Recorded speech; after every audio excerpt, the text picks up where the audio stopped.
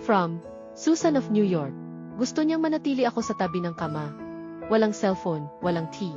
Tahimik lang kaming dalawa sa madilim na kwarto. Pagdating ng umaga, mas matinding pagsubok lalo siyang naging mahigpit. Uwing nagkakamali ako, sinisigawan niya ako ng, "Bobo ka. Wala kang alam." Pinilit kong umintindi, pero hindi ko na kinaya. Sumagot ako, "Trabaho ko ito.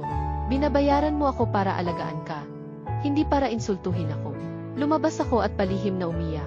Nang sabihin ko ito sa anak niya, humingi siya ng tawad. Marami na raw caregivers ang dumaan, pero walang nagtagal. Ngunit wala pa ring pagbabago sa kabila ng pangunawa. Nanatili ang galit at pang-insulto. Hindi niya ako tinitingnan bilang isang taong nagmamalasakit, kundi isang alipin. Umawag ako sa anak niya at sinabi kong iyon na ang huling araw ko. Nang magpaalam ako kay Ginang Brooke, hindi siya nagsalita. Walang pasasalamat.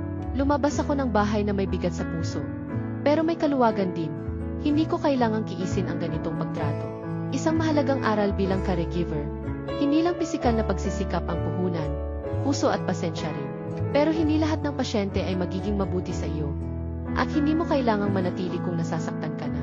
Isa ito sa pinakamahirap kong karanasan. Pero nagturo sa akin ng isang mahalagang bagay. Ang pagiging tagapag-alaga ay hindi nangangahulugang kailangang isakripisyo ang respeto sa sarili.